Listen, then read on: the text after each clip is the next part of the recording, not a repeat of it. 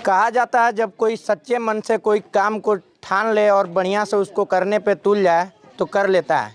ऐसे में आप देख सकते हैं ये वंदना बहन का घर है जो कि लक्ष्मीपुर परावा में जो खड्डा के अंतर्गत आता है। और यहाँ पर जो है गांव वाले रिपोर्टर विष्णु प्रभाकर ने इस मुहिम को चलाया और लोगों ने बढ़ चढ़कर उनकी जितनी उम्मीदें थीं उससे ज़्यादा कहीं सहयोग किया। और यह मकान मैं आपको 1 महीना पहले दिखाया था कि इसका निर्माण कार्य चल रहा था और यहाँ पर देख लीजिए कि आज बन के पूरा मकान तैयार है, पूरी तरीके से वेल मेंटेन है। और यहाँ वंदना बहन है, आ जाइए थोड़ा सा अंदर आ जाइए। दिखाना चाहेंगे कि यहाँ देख लीजिए पूरा पुट्टी वगैरह करके सब कुछ रेडी है। यहाँ मकान का कोई कार्य अभी बाकी नहीं है। इसमें अनुमानित लगभग लगा रहे थे लोग कि 2 कमरे बन जाते तो शायद इनका रहने का कुछ व्यवस्था हो जाता। और यहाँ वंदना बहन से जब मैं बात किया था उस समय पे भावुक हो गई थी। ये बताइए मकान बन गया, कैसा लग रहा है? ठीक लगा। ठीक लग रहा है। किनको धन्यवाद कहना चाहेंगी? सबको धन्यवाद बोलता हूँ। सबको। ज़्यादा बात नहीं करूँगा इनसे। और आपको बता दूं कि वंदना बहन के बारे में आपको मैं 1 महीना पहले बताया था कि कहीं ना कहीं जो हृदय विदारक घटना जो हुई थी इनके साथ, इनके पति जो थे वो कर्ज निकालते हैं और कर्ज में इतना डूब जाते हैं कि जो उनके ऊपर प्रेशर आता है कि आप कर्ज को भरिए नहीं तो आपसे रिकवरी किया जाएगा। और ये जो 1,20,000 रुपया मिला था वो कहीं ना कहीं बीमार थे और उसके बाद 1,20,000 रुपया उस बीमारी में भी कुछ खर्च हो गया और इनका केवल न्यू का जो काम था वो काम हो पाया था। और 1,20,000 में दवा भी करा लिए थे तो उनको कहीं ना कहीं टेंशन था कि हम शायद पैसे को नहीं दे पाएंगे और रिकवरी नहीं हो पाएगा। और छोटे छोटे बच्चे थे और वो खुद बीमार चल रहे थे तो उसके प्रेशर की वजह से उन्होंने आत्महत्या कर लिया था।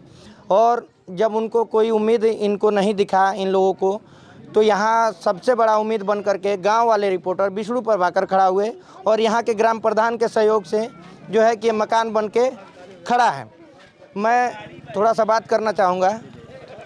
भैया सबसे पहले नमस्ते आपको। बहुत धन्यवाद सन्नी जी, आप यहाँ पहुँचे और थैंक यू, बहुत अच्छा लगा आपको देख के।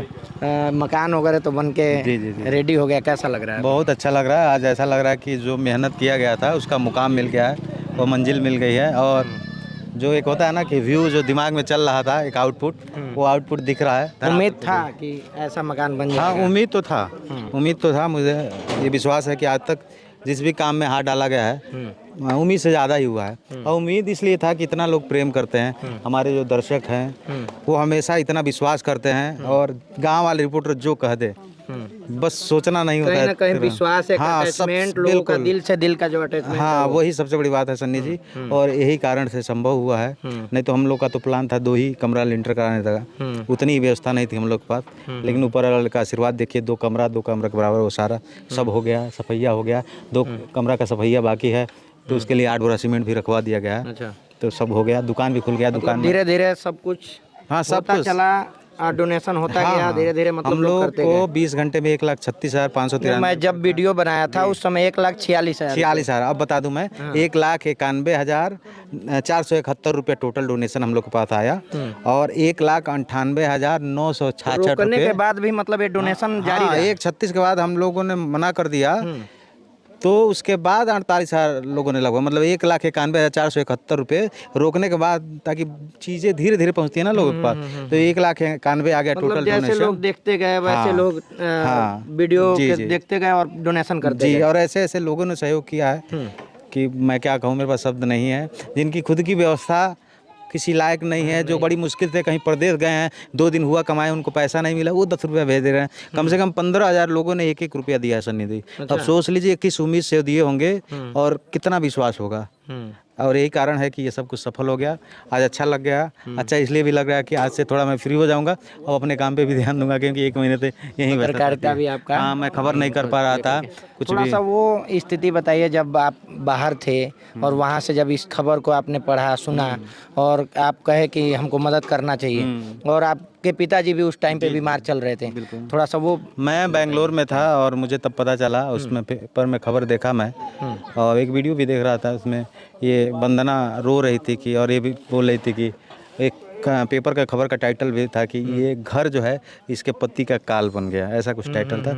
वो मैं सुना तो मुझे बड़ा ये लगा कि आज के दौर में भी हम लोग 21वीं सदी में जी रहे हैं, हम लोग चाँद पे जाने की बात कर रहे हैं और एक व्यक्ति घर न होने के कारण जो है मौत को गले लगा लेता है। तो ये कहीं ना कहीं अगर हम कहते हैं कि हम समाज सेवी हैं या फिर पत्रकार हैं, समाज की बात करते हैं, हमारे सामने कोई ऐसा व्यक्ति कर ले तो हमारा काम करना बेकार है, कोई मतलब नहीं है। मुझे लगा कि मैं मदद करूंगा और मेरे जहन में था आते ही इस परिवार का मकान बनवाना है, जो भी हो जैसे वो करना है। अब कैसे होगा बाकी ऊपर वाला जाना है। लेकिन आया तो पिताजी मेरे बीमार थे, 10-15 दिन हॉस्पिटल में लग गया मुझे।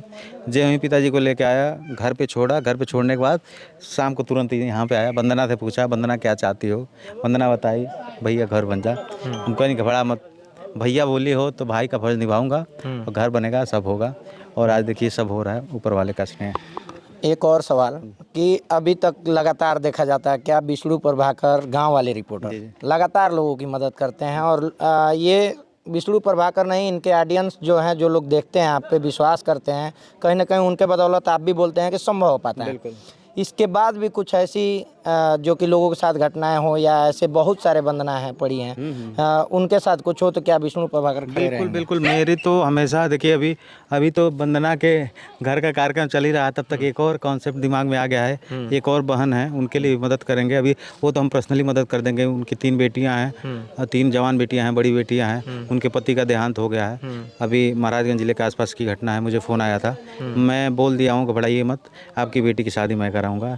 तो मुझे विश्वास है कि हो जाएगा और सब हो जाएगा, क्योंकि और हमारी कोशिश रहती है ताकि हमारे पास बहुत सारी जिम्मेदारियां होती है। हम मिडिल फैमिली के लोग हैं, हमारा अपना भी परिवार है, लेकिन उसके बावजूद भी जो है हम कोशिश करते हैं सन्नी जी कि ज़्यादा से ज़्यादा लोगों की मदद करना है, ज़्यादा से ज़्यादा लोगों की उम्मीद बनना है और ये लोगों के सहयोग से, आप सबके सहयोग से ही संभव हो पाता है।